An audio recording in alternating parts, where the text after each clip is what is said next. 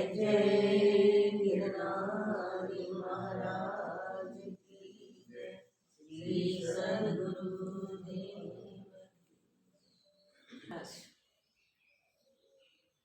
इस दृष्टांत से हमें जीवों की किस प्रकार की गति होती है और वो सब प्रकार की गति का कारण क्या है, कौन जीवों को तत्काल विदेह कैवल्य प्राप्त होता है और कौन जीवों को अपने कर्म के अनुसार भिन्न भिन्न प्रकार के युग में जाना होता है, वो बताते हैं। राम जी की जिज्ञासा को पूर्ण करने के लिए वशिष्ठ महाराज हम सबको उपदेश कर रहे हैं। राम जी निमित्त मात्र हैं, क्योंकि राम ने वैराग्य स्वीकार किया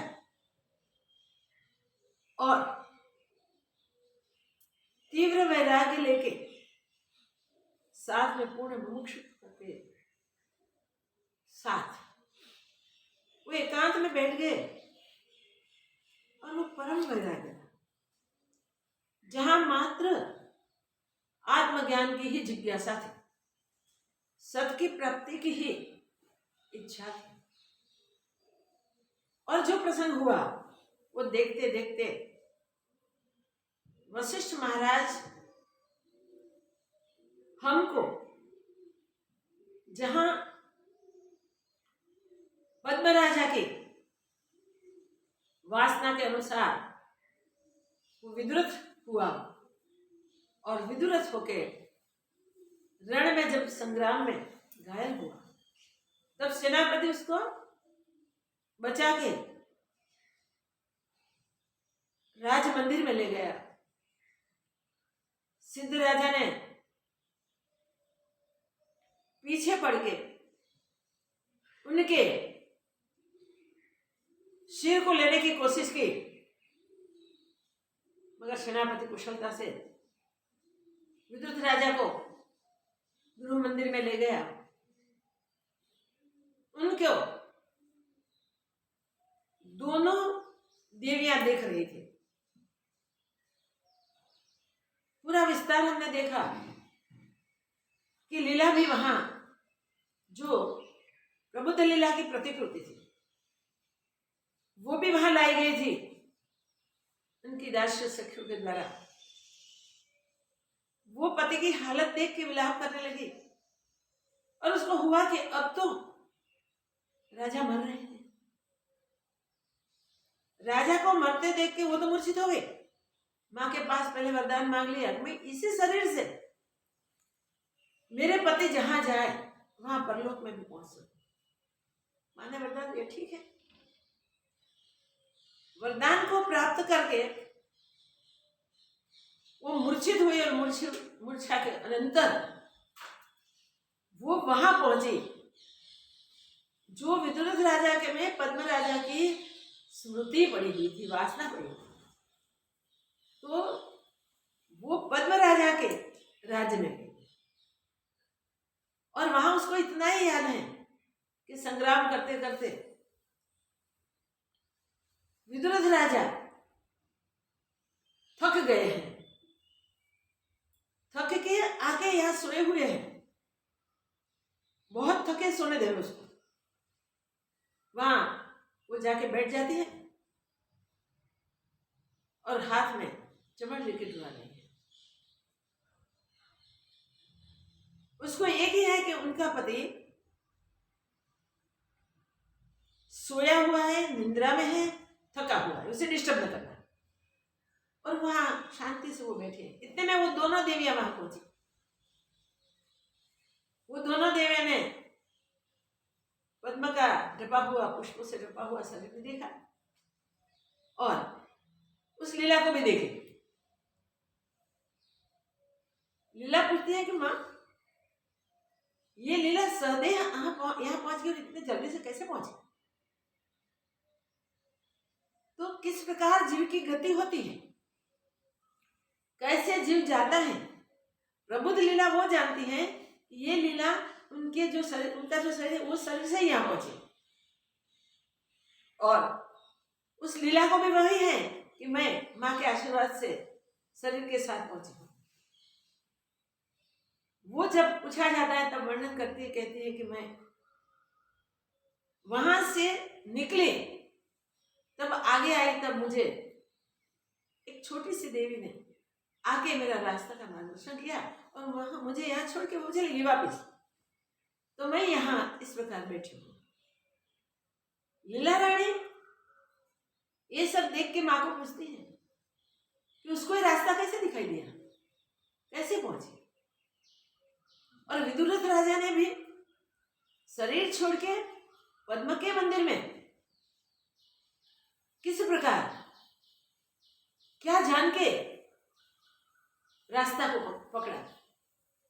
बस सरस्वती माँ इतना ही कहती हैं कि विदुरथ के चित्त में जो वासना थी उस वासना से यहाँ पहुंचे और लीला उसी के साथ जुड़ के यहाँ आई, उस वासना के साथ जुड़ के आई। जैसे हम दोनों विदुरथ के चित्त में, विदुरथ का शरीर छूट जाने के बाद उसकी आंखें फट गई, शरीर छूट गया, तब वो जो संस्कार लेके निकला उसके संस्कार में पद्म राजा था, तो उसी के साथ हम जुड़ के हम भी आ गए यहाँ। तो चित्त में जैसी वासना होती है वैसी हमारी गति होती है और वैसे वैसे दृश्य हम देखते हैं। चित्त की गति के लिए बहुत सारी बातें की हैं। कोई भी जीवात्मा जब शरीर छूटता है तब शरीर छूटने के बाद उसके हृदय में जैसी भावना होती है उसके इस प्रकार का वो अनुभव करता है और वो अनुभव के साथ वहां से स्थूल शरीर को छोड़ के अंतभाग शरीर से निकल जाता है। ये जाने वाली पुरिष्ठ का ही संस्कार लेकर स्थित है। जो सूक्ष्म शरीर है वो इसके जीवन भर के और आगे के जीवन के भी जो संस्कार है वो सारे संस्कारों को संग्रहित करके ही स्थूल शरीर से निकलती है और जाके आकाश में स्थित हो जाती है। जीवात्मा वहां से मूर्छित हो जाता है। मृत्यु के अनंतर जीवात्मा को मूर्छा आती है। मूर्छा से जब वो जगता है तब उसको धर्मराज के पास धर्म के दूत पेश करते हैं। इसमें कितना समय जाता है इसके लिए बहुत क्लियर बताया कि दो प्रकार के जीवात्मा होते हैं, एक पुण्यात्मा एक पापात्मा। पुण्यात्मा में भी तीन प्रकार के जीव होते हैं, एक उत्तम पुण्य करने वाले, दूसरे मध्यम पुण्य करने वाले और तीसरे अल्प पुण्य करने वाले। ऐसे ही पापात्माओं में बहुत पाप करने वाले, मध्यम पाप करने वाले और अल्प पाप कर्म करने वाले जीवात्मा होते हैं। इन सबकी गति भिन्न भिन्न होती है। हम पहले पुण्यात्मा का देखें तो जो श्रेष्ठ पुण्यात्मा होते हैं उनका शरीर जब छूटता है तब तुरंत उनके लिए स्वर्ग सजा धजा प्लेन भेजा जाता है और उसमें बिठाकर उसको स्वर्ग में लिए जाते हैं। कोई भी जीवात्मा मृत्यु के अनंतर धर्मराजा के पास ले जाते हैं। धर्मराजा को चित्रगुप्त उनकी पूरी जीवन कहानी आगे पीछे के कर्म वो बताते हैं। उसके अनुसार धर्मराज जीवात्मा को उनकी गति के अनुसार जहाँ भेजना है वहां भेज देते हैं। चाहे पुण्यात्मा हो या चाहे पापात्मा हो, सबको धर्मराज के पास जाना होता है। ये न्यायालय है धर्मराज का। सब जीवों के उनके कर्मों के अनुसार उसको न्याय दिया जाता है और उसी के अनुसार उसकी गति होती है। तो जो पुण्यात्मा है वो बहुत पुण्य किए होते हैं, वो स्वर्ग के उत्तम पुण्यों को भुगतते हैं और दीर्घ काल तक वो पुण्य भुगतते हैं। पर कोई पुण्यात्मा उत्तम पुण्यात्मा होवे मगर उसको कोई कामना नहीं होती है, उसको स्वर्ग भोग की इच्छा नहीं होती है। उनकी इच्छा एक ही होती है, पुण्य कर्म करके परमात्मा अर्पण बुद्धि से उन्होंने कर लिया है। तो विषय भोग की इच्छा नहीं है, स्वर्ग सुख की इच्छा नहीं होती है और वो पुण्य कर्म करते जाते हैं, तो वो शास्त्र सम्मत पूर्ण कर्म के कारण वो ज्ञानी के घर पैदा होते हैं और वहां ज्ञान प्राप्त करके वो विदेही कर्म को प्राप्त करते हैं। मध्यम पुण्यात्मा होते हैं, उसको भी धर्मराजा के पास पेश किए जाते हैं। धर्मराजा उसके धर्ममय कर्म देख के उसको कहीं भी अपने कर्म भुगतने के लिए ऊर्ध्वलोक में भेज देते हैं। तो पुण्यात्मा ऊर्ध्वलोक के जाते हैं, मगर पापात्मा अधः को जाते हैं। पुण्यात्मा ऊर्ध्वलोक के जाके अपने अपने कर्म के फल भुगतते हैं। मध्यम पुण्यात्मा ऊर्ध्व में स्वर्ग के मध्यम सुख को भोगते हैं। अल्प पुण्यात्मा जो होते हैं उनको भी स्वर्ग में भेजे जाते हैं, मगर वो अल्प सुखों को स्वर्ग में भुगतते हैं। मगर इसमें कोई भी प्रकार के पुण्य कर्म में, चाहे उत्तम है, चाहे मध्यम है, चाहे अल्प है, अगर कर्मों का फल भुगतने की इच्छा नहीं होती है तो धर्मराज के पास उसको पेश किया जाता है। तब उसके कर्मों के अनुसार धर्मराजा उसकी गति को निश्चिंत करते हैं और उसको भुगतने के लिए धर्मराजा उनको भेज देते हैं। अब जो जीवात्मा मरते हैं उसमें पापात्मा जो होते हैं, वो पापात्मा मृत्यु की मूर्छा में जो बहुत घोर पाप की होते हैं, बहुत ज्यादा घोर पाप की होते हैं, वो मूढ़ता को प्राप्त हो जाते हैं। मृत्यु की मूर्छा में कई हजारों वर्ष पड़े रहते हैं और उसमें भी जड़ता में पड़े हुए वो दुख सुख भोगते हैं। तो किए हुए पापों के कारण सुख की तो संभावना नहीं रहती, उन्हें दुख ही भुगतने पड़ते हैं। हमको हुए को जड़ता को प्राप्त हो जाते हैं, पाषाण जैसे पहाड़ जैसे हो जाते हैं, उनको भी दुख, हाँ, उनके अंतर में भी दुख भुगतने होते हैं। वो जड़ योनि में जाने के बाद भी दुखी होते हैं।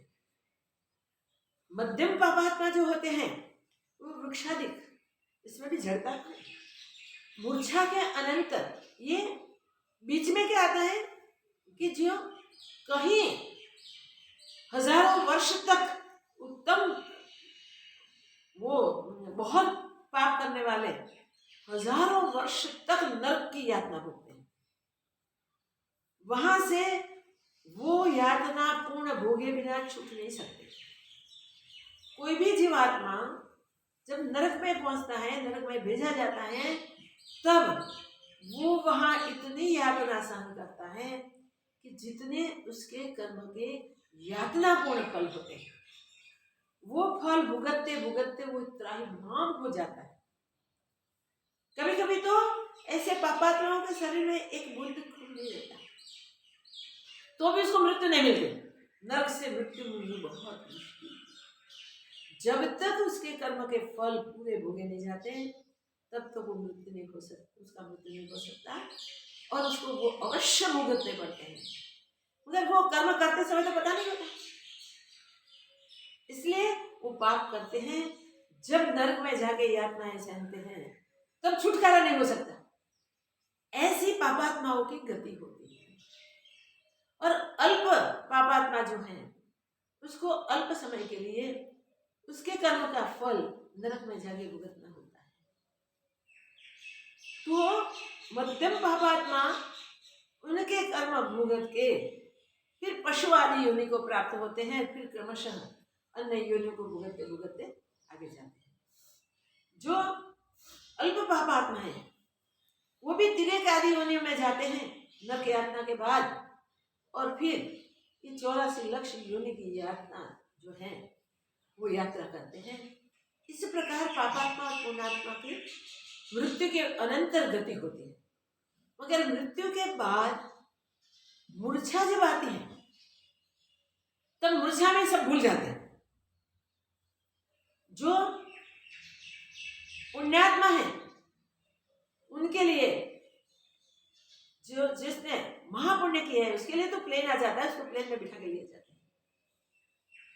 मध्यम पुण्यात्मा है उसको धर्मराज के दूत ले जाते हैं, मगर उसके लिए रास्ते में बावलियां होती हैं, भोजन की व्यवस्था नहीं होती है, धूप नहीं होता है, छाया होती है।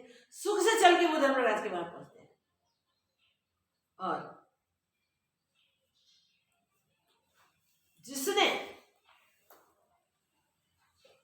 पुण्य किए हैं उसको जाने में कष्ट नहीं होते हैं, मगर जो पापात्मा है उसको रास्ते में बहुत कष्ट सहने होते हैं। एक और से सूर्य बहुत इकट्ठे होके जला दे ऐसे तपते हैं, ऊपर से वो सूर्य तपाता है। इतनी यातना सहनी पड़ती है, वो सह नहीं सकते, फिर भी सहे बिना नहीं जाए। तृषा बहुत लगती है, जल नहीं मिलता, क्षुधा पीड़ती है, खाना नहीं मिलता, कष्ट सहते सहते धर्मराजा के पास पहुंचना होता है और वहां से उसकी गति निश्चित की जाती है। तो प्रत्येक जीव को अपने कर्म के अनुसार ही फल भुगतने होते हैं। ये बात हम बराबर याद रखें। हमें याद रखने जैसे, जानने जैसी ये बात है कि आज तक हमने जो किया है वो हमारी स्मृति में होवे न हो, मगर अब का जो चांस हमारे पास जितना है, इसमें हम गलती से भी ऐसा कार्य न करें जिसका परिणाम दुख होता है, वो भुगतना हो सके इतने सत्कर्म ही करें। और बात वो है कि जिसको निष्कामता है, कोई कामना नहीं, कोई वासना नहीं, अपने कर्मों के फल भोगने की इच्छा नहीं है, उसको जन्म जन्मांतर में भटकना नहीं पड़ता। जो निष्काम पुण्य करते करते जिए हैं वो अंत समय में भी अपने इष्ट को देख लेते हैं और इष्ट के लोक को देख के वहां जाते हैं और वहां जाकर इष्ट के गाइडेंस के अनुसार वहां स्वर्ग का अभ्यास होता है, ज्ञान का अभ्यास होता है और उससे वहां स्वर्ग की प्राप्ति हो जाती है और अद्वैत निश्चय करके वो ब्रह्म में मिल जाते हैं। जिसको कामना है, भुगतना है, उसको तो स्वर्ग जाना है, पर जिसको निष्कामता है और मध्यम पुण्य किए हुए उसके लिए उसको ज्ञानी के घर जाना होता है, धर्मात्मा के घर जाना होता है। उसके कर्म के अनुसार विभाजन होता है। किसको धर्मात्मा महापुरुष गृहस्थी के घर पैदा होना है, किसको ज्ञानी पुरुषों के वहां जन्म लेना है। ज्ञानी पुरुषों के घर पे जिसने जन्म लिया है वो ज्ञान का अभ्यास करके निष्कामता तो है, इसलिए वो विदेह कैवल्य को प्राप्त करते हैं। धर्मात्मा के घर जाते हैं, वो और पुण्य कर्म करते हैं और पुण्य कर्म करके धर्म का अनुसरण जानते हैं। तो पुण्यात्मा जब शरीर छूटता है तब अपने कामना निष्कामता के अनुसार स्वर्ग को या ज्ञानी महापुरुषों के वहां, अगर धर्मात्मा के वहां पैदा होते हैं। बीच में मृत्यु की मूर्छा होती है, आगे का सब वो भूल जाते हैं।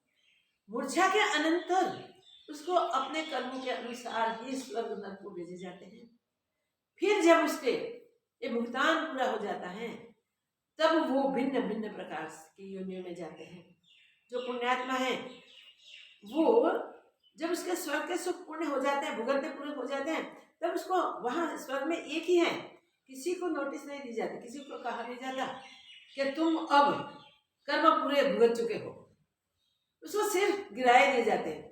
कोई फल में जाता है, फल कोई दान में जाता है, फल दान के द्वारा उनको मनुष्य योनि प्राप्त होती है और उस योनि के द्वारा वो ज्ञानी के वहां, धर्मात्मा के वहां जहां भी पैदा होते हैं वहां आगे का अभ्यास करते हैं। निष्कामता वाले, जिसको कोई कामना नहीं, कुछ भी भुगतना ही है, उसको बस अपने धारणा अभ्यास के कारण अपने इष्ट की स्मृति आती है और वो अभ्यास से वो इष्ट को देख के इष्ट के लोक में जाते हैं। जैसी जैसी अपने हृदय में भावना होती है कर्मों के अनुसार, वैसी वैसी हमारी गति होती है। जो इसी जन्म में पूर्ण ज्ञान को प्राप्त कर लेते हैं उसको ना आना है ना जाना है। जीवन मुक्त स्थिति प्राप्त कर ली जनक विदेही की तरह, तो देह के जो भी उसके प्रारब्ध हैं वो पूर्ण होवे तब तक जीवन मुक्ति का मौज लेते लेते वो कार्य करते रहते हैं, और जीवन मुक्ति होने के कारण से कोई कर्म का बंधन होता नहीं है। तो उत्तम तो वही है कि इसी जीवन में हम जल्दी से जल्दी पूर्ण ज्ञान को प्राप्त कर लें और जीवन मुक्ति के मौज लें, और जीवन मुक्ति के बाद विदेह कैवल्य तुरंत ही उनको मूर्छा नहीं होती, शरीर छूट जाता है, तुरंत अपने स्वरूप में ही वो हमेशा हमेशा के लिए मिल जाते हैं। मगर जिसकी क्रमशः गति होती है उसको क्रमशः ऊर्ध्वगति है, निष्कामता है, पुण्यात्मा है, इसलिए ऊर्ध्वगति है, और बाकी का अभ्यास अपने इष्ट के लोक में करके वो अपने स्वरूप को प्राप्त कर लेते हैं। जो धर्मात्मा के घर जाते हैं वो धर्म के अनुसार उसके जितने भी कर्म फल हैं उसको भुगतने के लिए उसको जो भी योनि में जाना है वहाँ भेजे जाते हैं, और वहाँ वो वही अभ्यास करके धर्म का अनुसरण करके वो फिर मनुष्य जन्म को प्राप्त करके अभ्यास करके अपने स्वरूप तक पहुँच जाते हैं। वहाँ तक उसे कितने जन्म लेने वो उसके कर्मों के अनुसार निश्चित होता है। पापात्माओं की गति के लिए तो ज़्यादा वर्णन करना ही योग्य नहीं है, क्योंकि अति दुख सह के पापात्मा को जन्म जन्मांतर भटकना पड़ता है, अति कष्ट सहना पड़ता है। दुख सहते सहते त्राहिमाम हो जाते हैं, बचाओ बचाओ करते होते हैं, कोई बचाने वाला वहाँ नहीं मिलता, कोई संभालने वाला उसे नहीं मिलता, सारे कर्म पूर्ण भुगतने पड़ते हैं, और पाप व कर्म है इसीलिए उसके फल दुख ही है। दुख भुगतते भुगतते फिर भटकते हैं, और भटकते भटकते कब उनकी गति उत्तम होगी वो कहा नहीं जाता। उनके जो भी कर्म होते हैं वो उसे पूरे भुगतने होते हैं। तो हम ये देखें, हमने वो बिल्कुल समझ लिया कि पुण्यात्मा भी निष्काम रूप से हमें बनना है। हम जो भी कर्म करें उसमें कर्तापन न होवे, भोक्तापन न हो, मैंने किया ऐसे भाव में होना चाहिए, तो हमें उसके फल भुगतने नहीं पड़ेंगे और उत्तम विदेह कैवल्य की प्राप्ति होगी। कर्तापन भोक्तापन से किए होगे तो उस ब्रह्मलोक तक जाते हैं, ऊर्ध्वलोक में जाते हैं, स्वर्ग में जाके सुख भुगतते हैं, और ऊर्ध्वलोक में जाके वहाँ उसकी यात्रा चलती है। अपने इष्ट के लोक में जो पहुँचते हैं वो इष्ट के मार्गदर्शन के अनुसार स्वरूप का बोध प्राप्त करते हैं अभ्यास करके, और फिर उनकी भी गति उत्तम है। पापात्माओं की जगह अल्प पुण्यात्माओं की जगह मध्यम पुण्यात्मा, और मध्यम पुण्यात्मा की जगह उत्तम पुण्यात्मा और निष्काम पुण्यात्मा उत्तम है। अब ये सब राम जी और वशिष्ठ महाराज के बीच संवाद हुआ, क्योंकि विदुरथ वहां युद्ध में संग्राम में घायल होता है, उसका शरीर छूटने वाला है, वहां से उसकी गति होने वाली है। तो जिस प्रकार की गति उसकी हुई वो गति के अनुसार उसने कैसे कर्मों का फल भुगतने को मिला वो क्लियर हो गया। यहाँ से दोनों देवियां विदुरथ राजा की अपने इनकी वासना के अनुसार उससे जुड़ के उसके पीछे पीछे यहाँ पद्म राजा के वहां पहुंचे, और देखा कि पद्म राजा का शरीर फूलों से ढपा हुआ है, वो दूसरी लीला रानी वहां बैठी हुई है। प्रबुद्ध लीला रानी पूछती है कि माँ ये क्या, ये कैसे स्थूल शरीर से आई है? आपका कहना तो वही था कि स्थूल शरीर से कोई जा नहीं सकता, जो जाते हैं वो अंतभाग शरीर से ही जाते हैं, तो ये तो स्थूल शरीर से है, और आपने इसको वरदान भी दिया था। तब देवी कहती है, सरस्वती जी कहती है कि देखिए कोई भी जीव स्थूल शरीर से यात्रा नहीं कर सकता, वहां शरीर उसको उठा के हवा में नहीं जा सकता, अवकाश में नहीं फिर सकता। प्रत्येक जीव जब उसका शरीर छूटता है तब उसका स्थूल शरीर वहां ही पड़ा रहता है जो पंचभूतात्मक है, तो भौतिक शरीर वहां पड़ा रहता है, मगर जो उसका अंतभाग शरीर है वो उड़ के जाता है, ऊर्ध्व को जाता है, उसके संस्कार के अनुसार, चित्त की वासना के अनुसार, चित्त की भावना के अनुसार उसको जहाँ जाना होता है वहाँ वो जा सकता है। तो अंतवाहकता से ही हम जा सकते हैं। पुरुष का ही पूरे संस्कार लेके गति करती है, बाकी स्थूलता से नहीं। ये भी अंतवाहकता से ही आई है। अगर उसने वरदान मांगा था, मेरा वरदान उसके साथ था, इसके लिए उसके चित्त में ये वासना है, मैं स्थूल शरीर से मेरे पति के वहां जा रही हूँ, मगर उसने, उसका शरीर, स्थूल शरीर वहां ही पड़ा है, वो यहाँ सूक्ष्म शरीर से आई है, तो उसके चित्त में जो भावना थी उस भावना के अनुसार वो अनुभव करते मैं स्थूल शरीर से ही आई।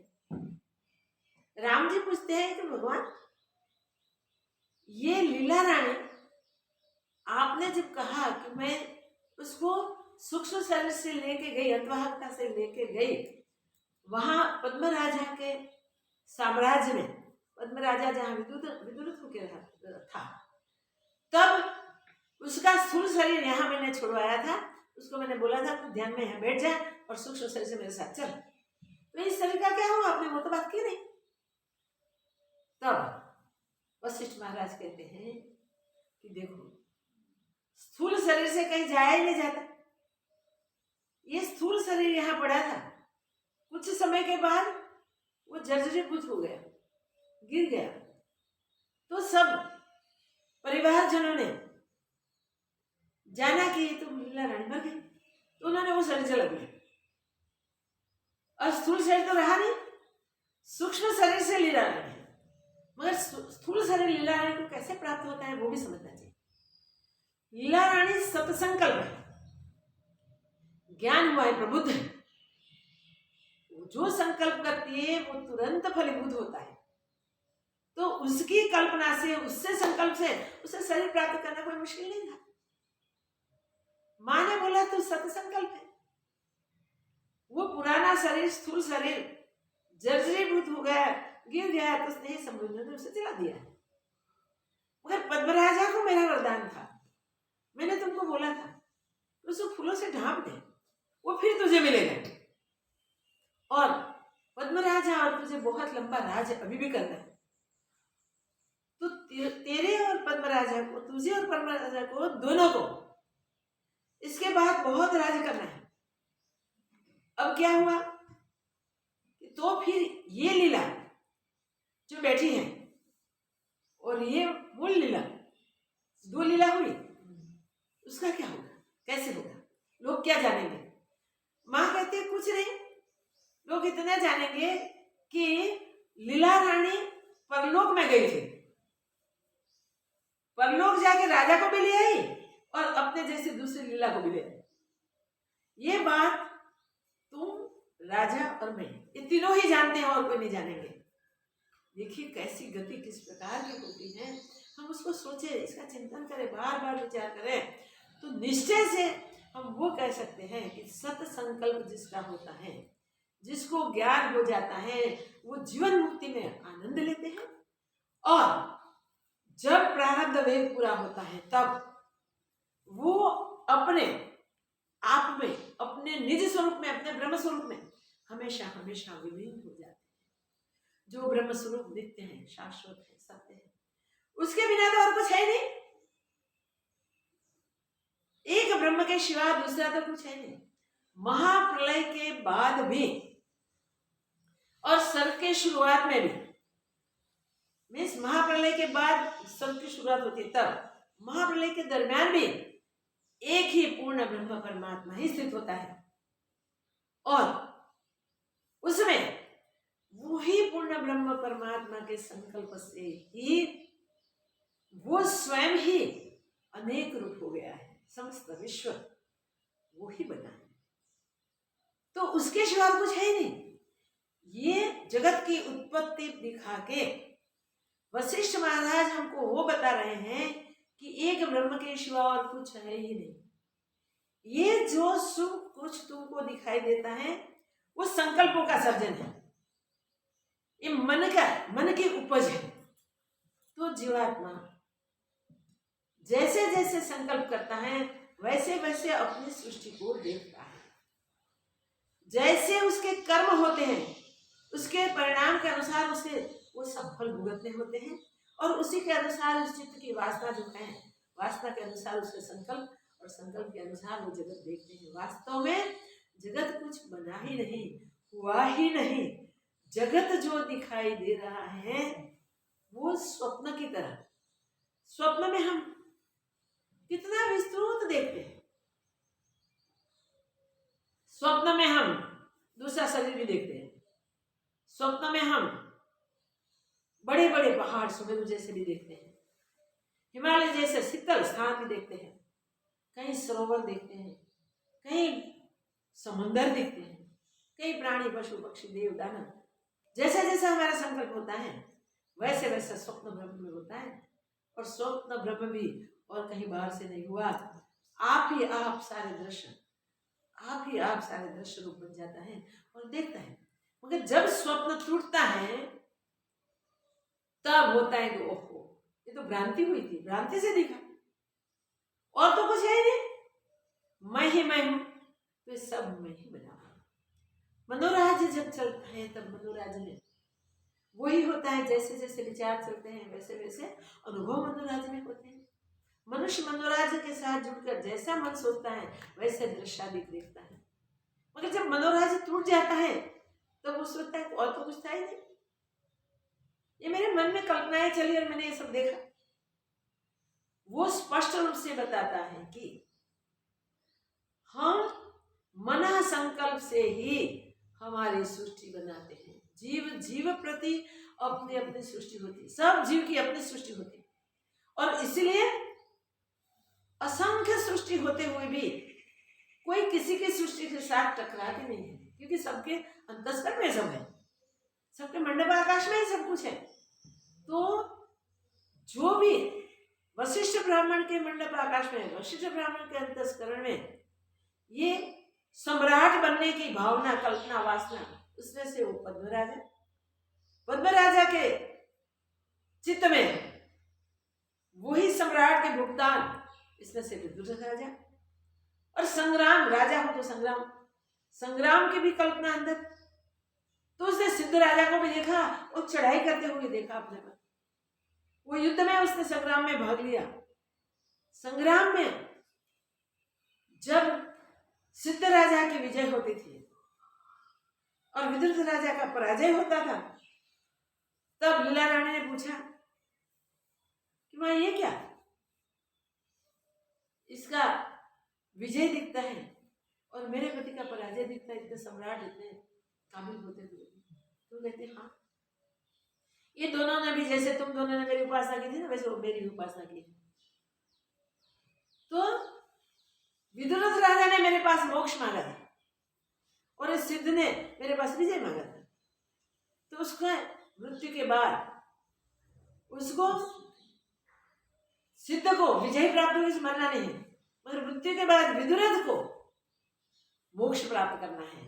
इसलिए उसकी वासना के अनुसार गति करके विस्तृत राज्य उसे भुगतना था, वो भोगेगा, और जब उसका शरीर छूटेगा तब उसके अनंतर उसे मोक्ष प्राप्त हो जाएगा। तो देखिए, जैसे हमारे चित्त की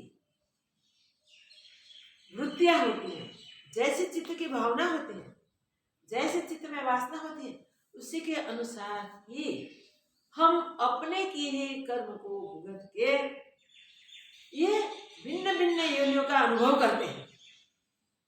वासना के अनुसार ही गति होती है, कोई किसी के किए हुए नहीं भुगतता, ये याद रखना।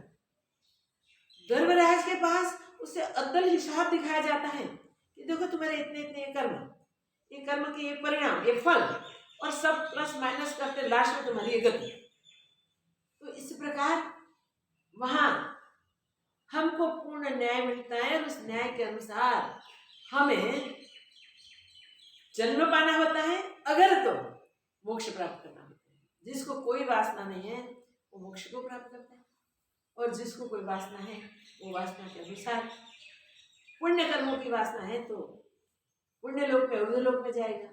पाप कर्मों की वासना चित्त में भरी हुई है तो वो मृत्यु की मूर्छा के बाद, मृत्यु की मूर्छा के बाद नरक में जाके नरक के असह्य दुख भोगेगा। फिर वो पशु या तीर्थ योनि उसके लिए जो निश्चित की है उसमें जाएगा। तो फिर उस जन्म जन्मांतर भटकते भटकते जब चांस मिले तो ही वो मनुष्य जन्म को प्राप्त करता है, और मनुष्य जन्म में भी फिर पुरुषार्थ करे तो ही कुछ काम बनता है। नहीं तो फिर बाल्यावस्था बुढ़ता में, युवावस्था भोग भुगतने में, वृद्धावस्था शरीर की जर्जरीभूत स्थिति में, और अंतिम क्षीणता खत्म हो जाना, मरना, इस बार पुनरावर्तन होता रहता है।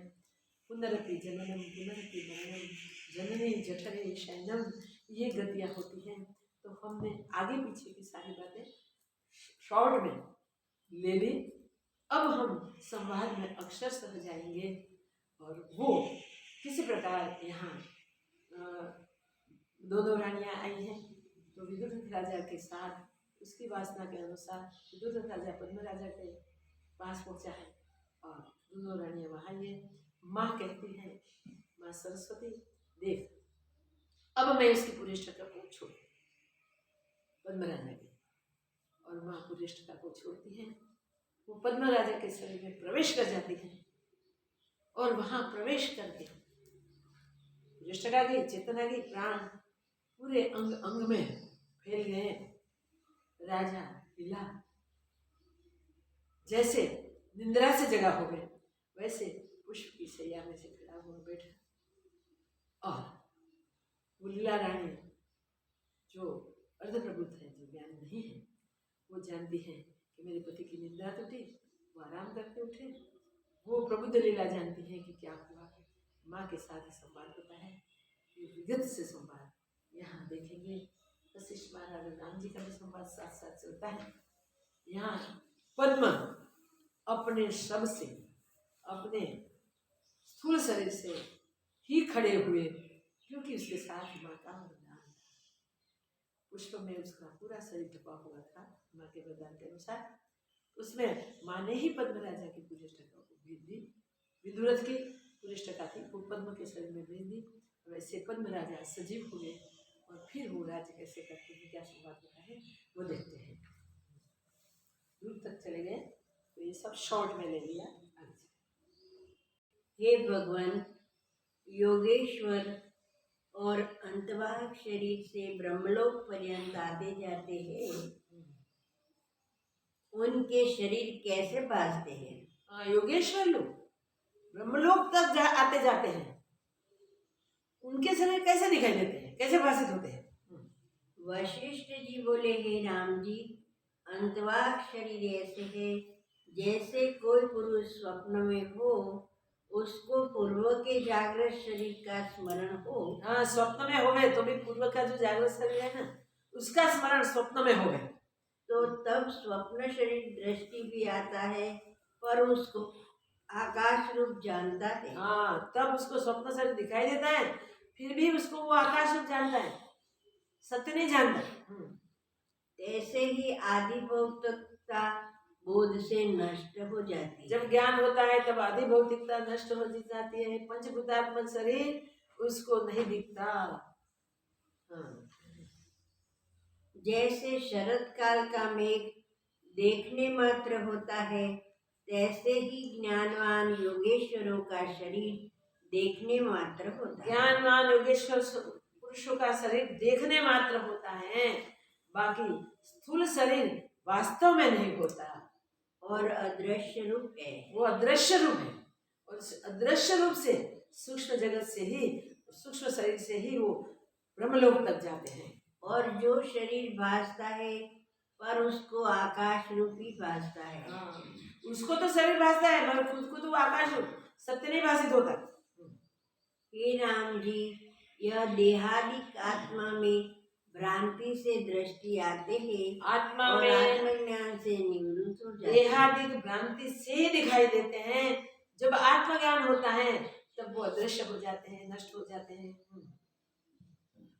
जैसे रस्सी के अज्ञान से सर्प भासता है, जब रस्सी का सम्यक ज्ञान होता है तब सर्प भाव उसको नष्ट नहीं रहता।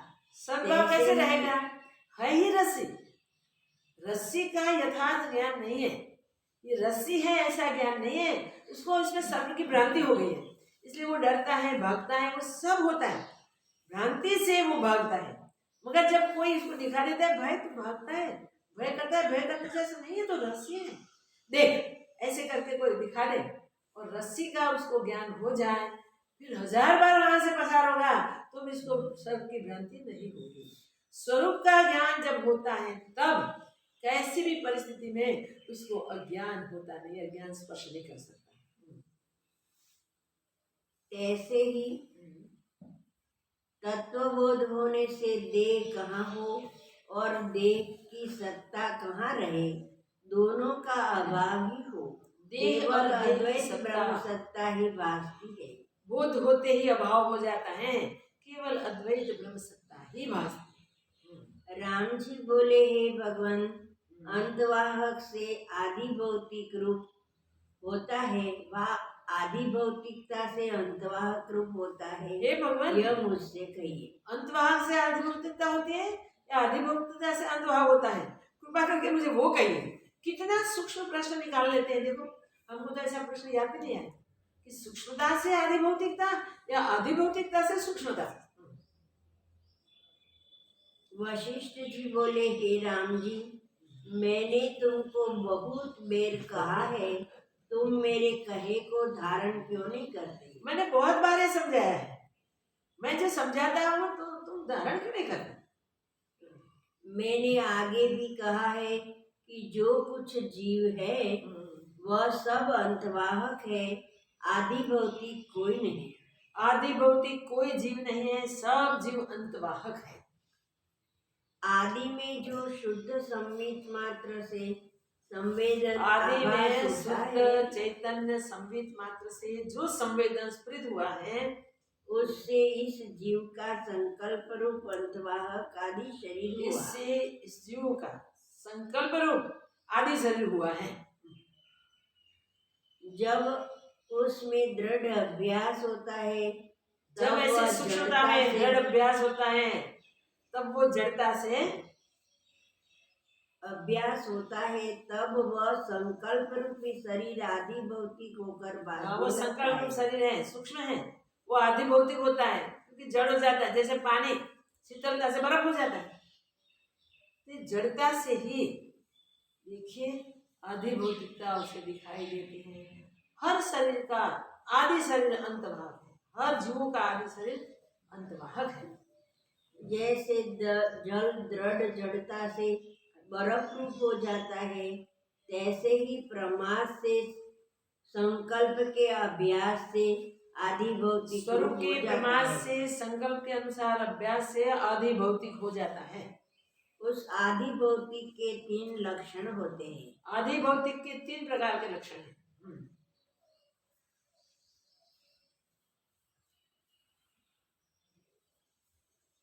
भारी शरीर होता है, शरीर भारी होता है, कठोर भाव होता है, होता है और वो शिथिल होता है।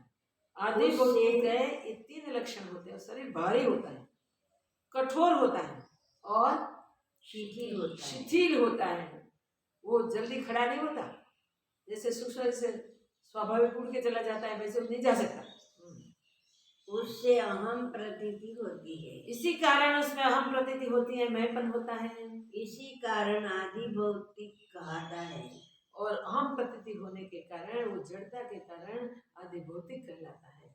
जब तत्व का बोध होता है तब आदि भौतिकता आकाश रूप हो जाती है। जब उसी शरीर में तत्व का बोध होता है अभ्यास से, तब वो जड़ता चली जाती है, आदि भौतिकता चली जाती है। जैसे स्वप्न में देह से आदि लेकर जगत बड़ा स्पष्ट रूप भासता है। स्वप्न में जो जगत हमें भाषित होता है, देह से लेकर जितना भी भाषित होता है, वो कैसे प्राप्त होता है, कैसे भाषित होता है कुछ नहीं, फिर भी भाषित होता है। वो हमारे संकल्प का ही परिणाम है, हम ही सब कुछ बन के बैठे होते हैं। जैसे स्वप्न में देह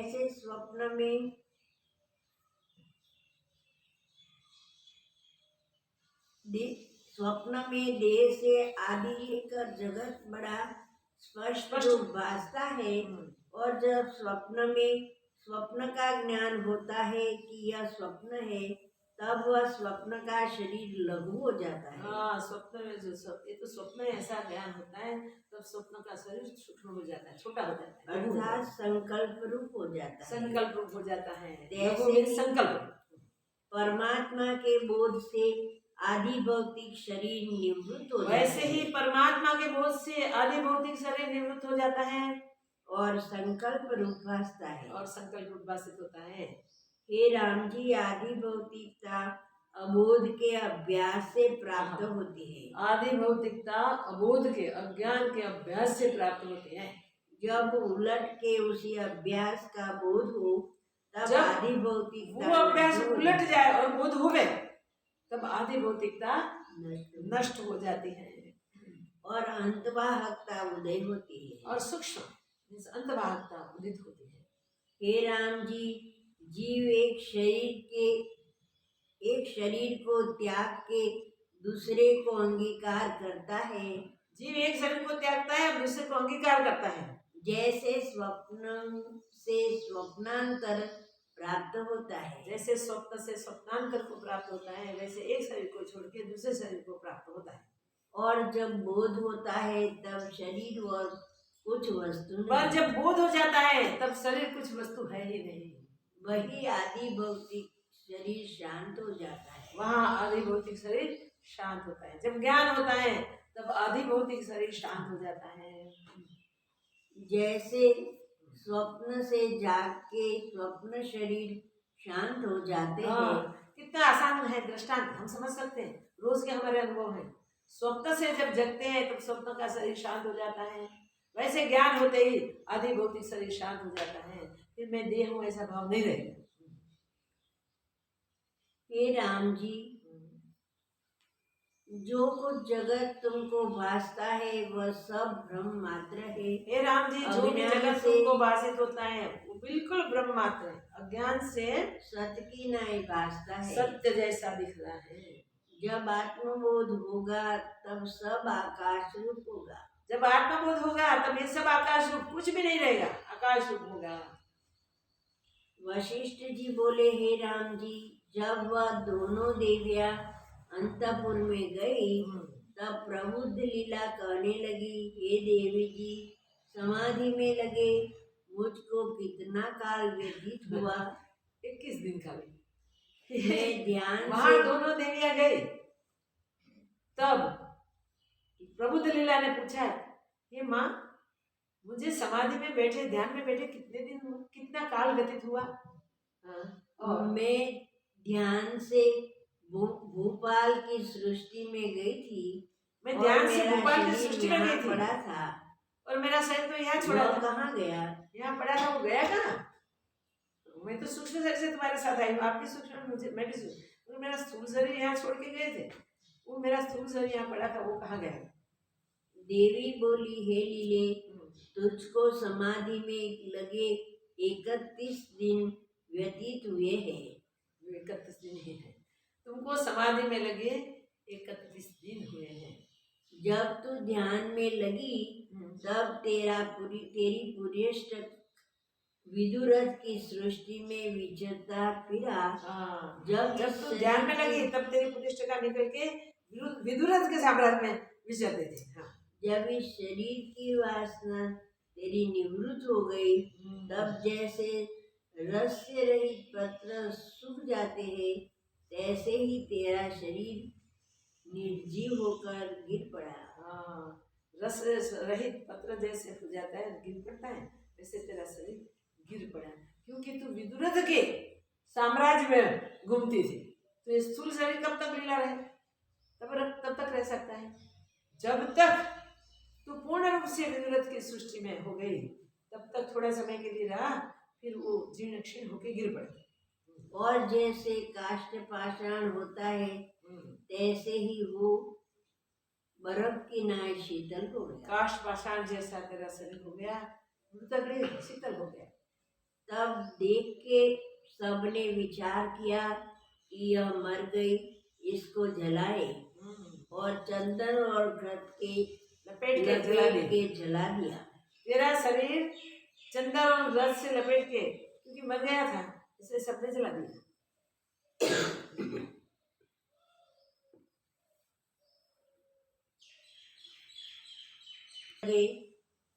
बांधव रुदन करने लगे और पुत्रों ने पिंड क्रिया की।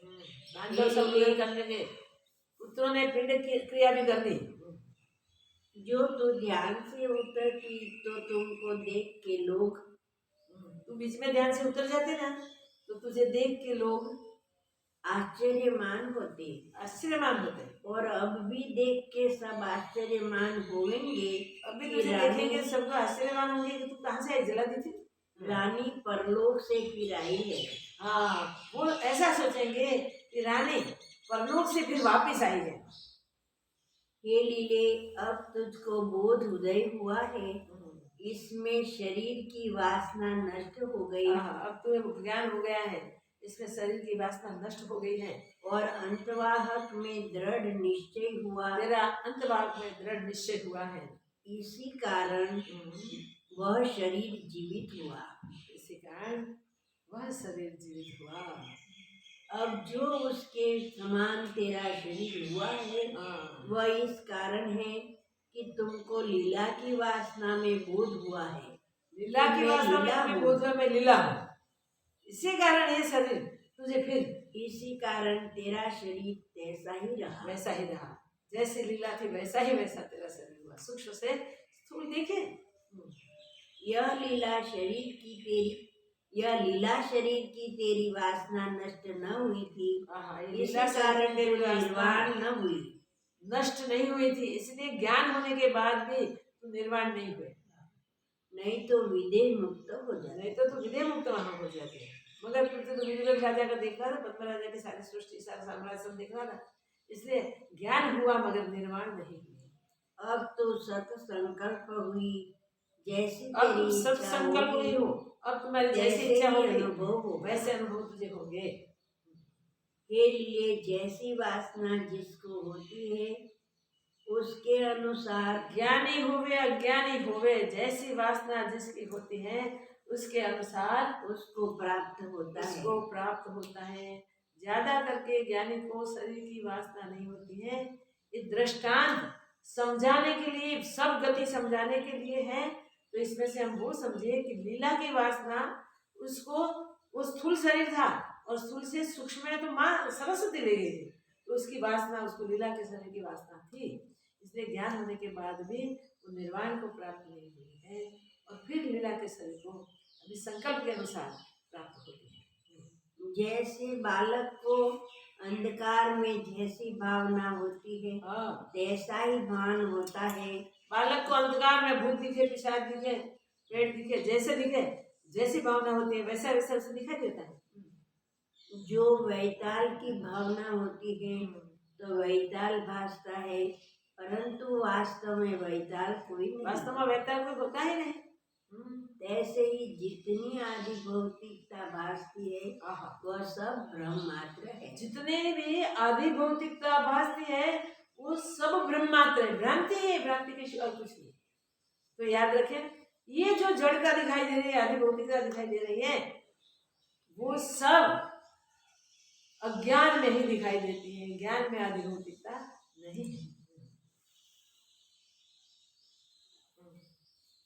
सब जीवों का आदि शरीर अंतवास है, सो प्रमाद से आदि भौतिकता भासता सब जीवों का आदि शरीर अंतवास है, सूक्ष्म है, मगर स्वरूप का प्रमाद होने के कारण स्थूलता इसमें भाषित होती है, आदि भौतिकता भाषित होती है। हे लीले, एक लिंग शरीर है, एक अंतवाहक शरीर है, ये दो प्रकार का शरीर मात्र है।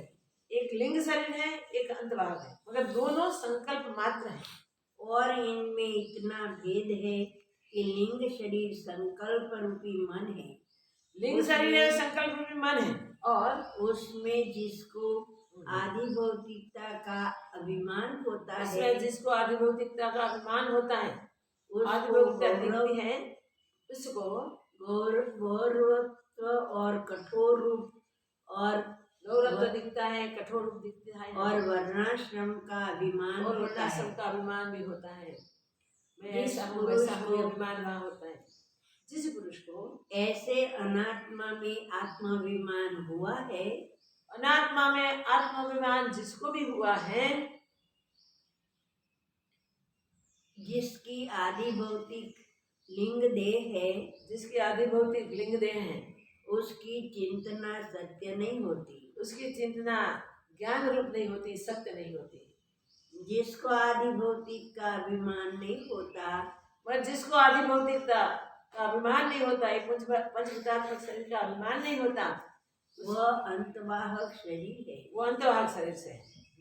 वह जैसा चिंतन करता है वैसा ही सिद्धि होती है। वो सत्य संकल्प होता है, इसलिए जैसा चिंतन करता है वैसी ही उसकी सिद्धि होती है। जैसा सोचता है वैसा देखता है, तुरंत उसको इसी के अनुसार अनुभव होता है।